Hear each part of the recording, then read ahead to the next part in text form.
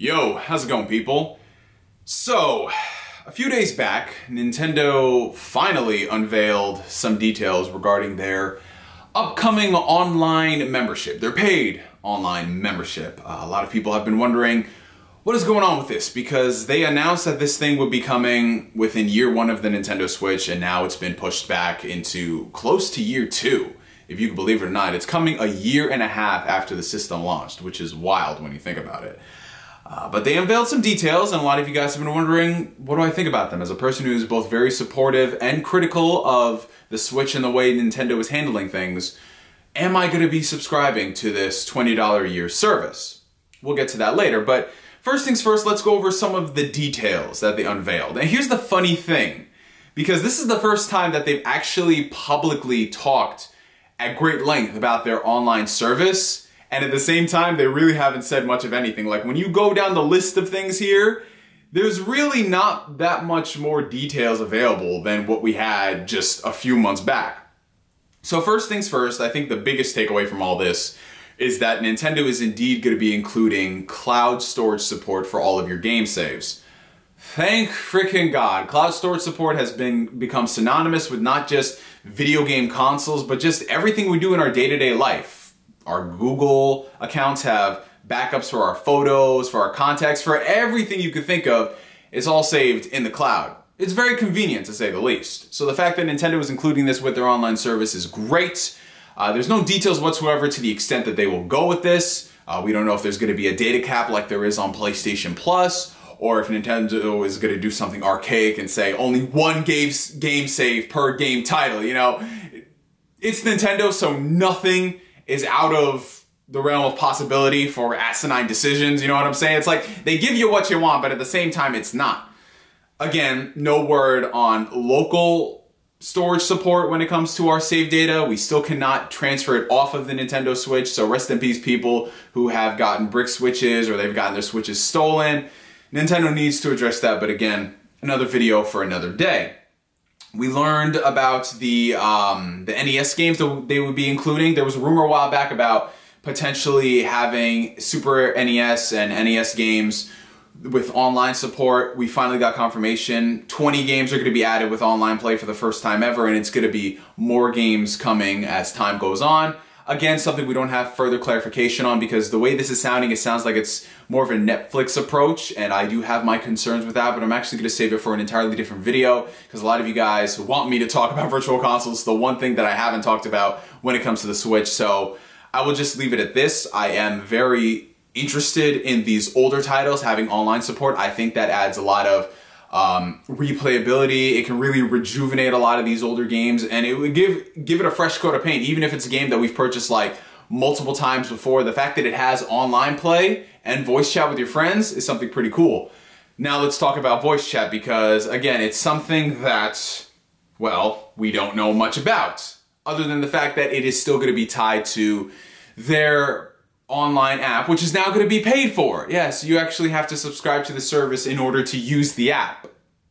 Now, here's the thing. I have no problem with a video game company coming out with an app. Sony does it, Microsoft does it, Steam does it. I think it works well for what it's supposed to do. It has its place for communication, buying games, whatever.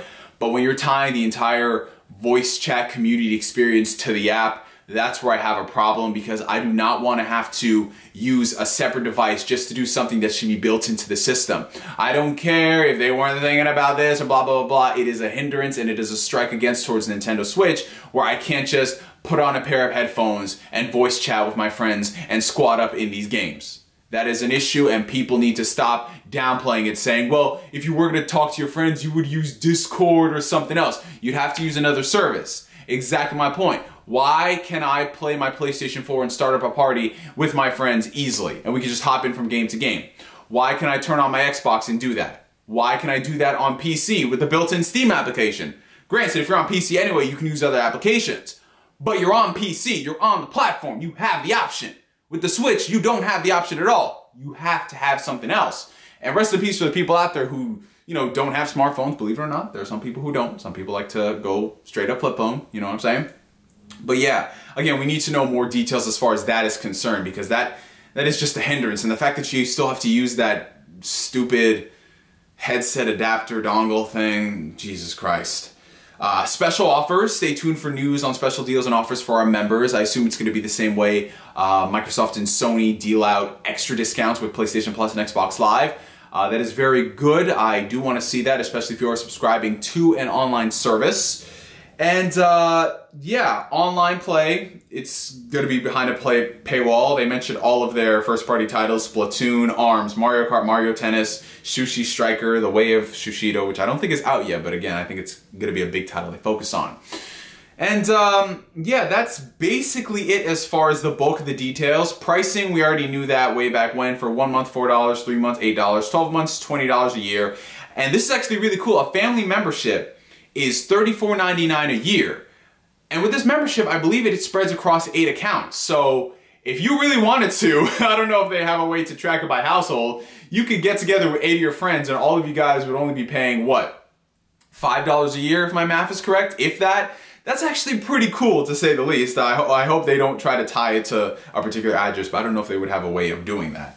But yeah, other than that, man, the service itself, it's to be expected. It's really not anything to write home about. I mean, they've got the bare minimum of what you'd expect from an online service, but here's the weird thing about it. If some of you guys might know what I'm talking about.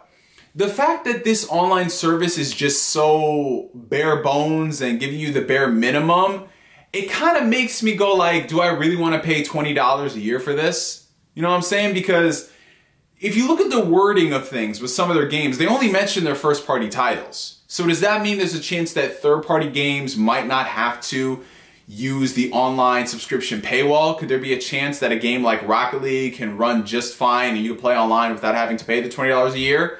Does this potentially mean that MMOs, when they come to the Switch, they won't be behind the paywall? Because, like, just looking at the wording of things, it seems as if this is really applying mainly for the first-party titles and not the third-party. But again, we don't really know 100% considering they really haven't told us much. But as it stands, $20 a year, here's the thing. It's kind of like, it's so cheap that it's just whatever, you know, like $20 here. But to the same degree, it's $20, is it really worth it? You know what I'm saying? It's just $20 to do what you're doing now, except with cloud saves and discounts of games that you're going to have to pay more money on.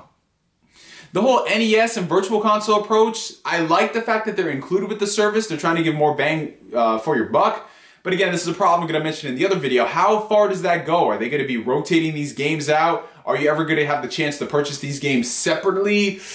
It's just kind of like, oh, Nintendo, I feel like you should have told us more about this, because as it stands, I'm just kind of in the middle on it. Like, if I pay the $20, it's cool. If I don't pay the $20, it's still cool. You know what I'm saying? Like, there's really no incentive here to have me going like, oh my God, I need to pay for this service. And I know you guys will argue and say, well, you're over here paying like $50 a year for PlayStation and Xbox. Well, yeah, but when you compare the stuff you get with those services and the features and the apps and all the stuff that comes with those consoles, and you compare that to the Switch, it's just like, it's honestly the lesser of two evils, except you're paying more in that situation, if that makes sense. You know what I'm saying? It's like you could do so much more on the PS4 and the Xbox One compared to the Switch. So that's $60 a year. It's kind of like, okay, all right, whatever. And again, you get a lot more perks when it comes with that. The one thing that Nintendo has over the competition is they have their reward system, which I think is pretty cool. So if you do buy a lot of digital games or physical games, you can register the games pretty easily and you get some money back. I think that's pretty dope. But other than that, you guys, I'm just kind of whelmed on this. It's cool that they have it, but to the same degree, they could have just said, hey, we're bringing cloud saves to the Switch and that's it. And I would still be okay. Anyways, from me to you for now, my name is NGS signing out. And like always, we'll catch you guys later. Ooh, that had a lot of freaking emphasis on it. Peace.